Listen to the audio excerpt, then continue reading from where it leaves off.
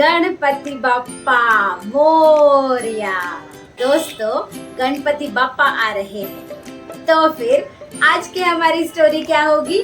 आज की हमारी स्टोरी होगी गणपति भगवान के लिए। तो दोस्तों, इस स्टोरी में हम यह देखेंगे कि कैसे गणपति बाप्पा ने भगवान श्री राम को मदद की थी। तो दोस्तों, चलिए बढ़ते हैं हमारी स्टोरी की तरफ। और एक बात दोस्तों, क्या आपको पता है भगवत गीता किसने लिखी है? वेद व्यास जी ने लिखी है। वेद व्यास जी ने कही थी और उसे गणपति बाप्पा ने लिखी थी, गणपति भगवान ने लिखी थी।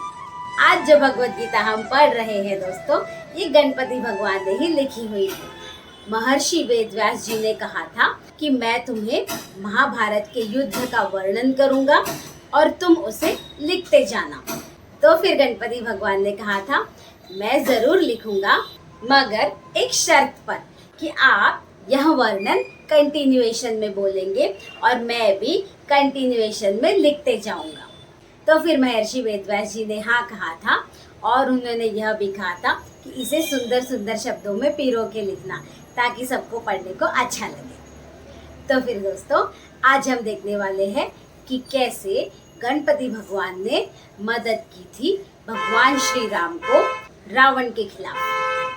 तो दोस्तों, कुछ बातें तो आपको पता ही होगी, जैसे कि रावण शिव जी के बहुत बड़े भक्त थे और एक बार उन्होंने शिव जी से कहा कि आप मेरे साथ मेरी लंका में चलिए। मेरी लंका सोने की बनी हुई है, आपको वहां रह के बहुत अच्छा लगेगा। आप यहाँ क्यों रह रहे हो? मेरे साथ चलो मेरी लंका में। तो फिर शिव जी तो ठहरे भोलेनाथ, वह रावण को मना नहीं कर पाए। तो फिर देवी पार्वती परेशान हो गई। देवी पार्वती ने कहा कि शिव जी कैसे यहाँ से जा सकते हैं, कैलाश तो उनकी जगह है। तो फिर गणेश जी ने कहा, माते आप चिंता मत कीजिए, मैं ऐसा कुछ करूँगा कि पिताश्री हमारे पास ही आएंगे और रावण को दिया हुआ एक बहुत बड़ा वरदान भी काटना होगा, नहीं तो रावण अजेय हो जाएगा, उसे कोई भी हरा नहीं पाएगा।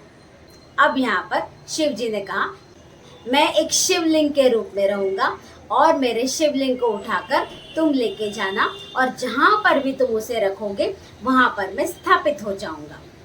तो फिर रावण ने ठीक है कहा और रावण बहुत ही खुश हो गया। तो फिर रावण लेके चलने लग गया शिवलिंग को अपने साथ में। काफी देर चलने के बाद में रावण को अब जाना था। तो फिर रावण को मूत्र विसर्जित करने जाना था, उसे बहुत जोर से लग गई। तो फिर वहां उसने आसपास किसी को ढूंढने की कोशिश की ताकि वो उस शिवलिंग को उसके हाथ में दे सके और जाकर वापस आ जाए, और जाकर 2 मिनट में वापस आ जाए। तो उसने दूर दूर तक देखा तो कोई नहीं था और उसे एक छोटा बच्चा दिख गया।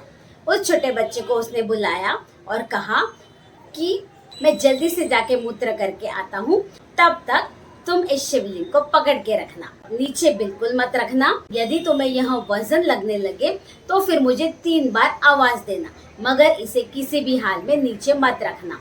तो फिर उस बच्चे ने हाँ कहा और रावण चला गया। इस छोटे बच्चे ने फिर रावण को रावण रावण रावण ऐसे 3 बार धीरे से बुलाया और रावण को तो सुनाई ही नहीं दिया, क्योंकि उसने बहुत धीरे बोला था।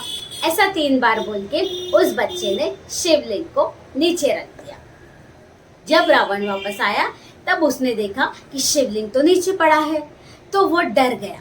उसने जल्दी से उसे उठाने की कोशिश की, मगर वहाँ शिवलिंग उठ ही नहीं रहा था। वहाँ शिवलिंग वहाँ पर प्रस्थापित हो चुका था। अब रावण कुछ भी नहीं कर सकता था, निराश होकर वहाँ वापस चला गया। दोस्तों, इस घटना की वजह से यदि महादेव लंका चले जाते थे तो फिर रावण को परास्त करना असंभव हो जाता था। इसीलिए दोस्तों, ये जो छोटी सी घटना है, इस घटना की वजह से रामायण की पूरी रूपरेखा बदल गई और रावण जीत नहीं पाया। इसमें गणपति भगवान का भी योगदान था। तो दोस्तों, कैसी लगी आपको मेरी ये गणपति बाप्पा की कहानी? ऐसी ही अच्छी अच्छी स्टोरीज हम देखते रहेंगे। मेरे चैनल को सब्सक्राइब कीजिए, भगवत गीता को रोज पढ़िए और उनके श्लोकों को समझने की कोशिश कीजिए। यहाँ तक देखने के लिए और मेरे साथ बने रहने के लिए धन्यवाद।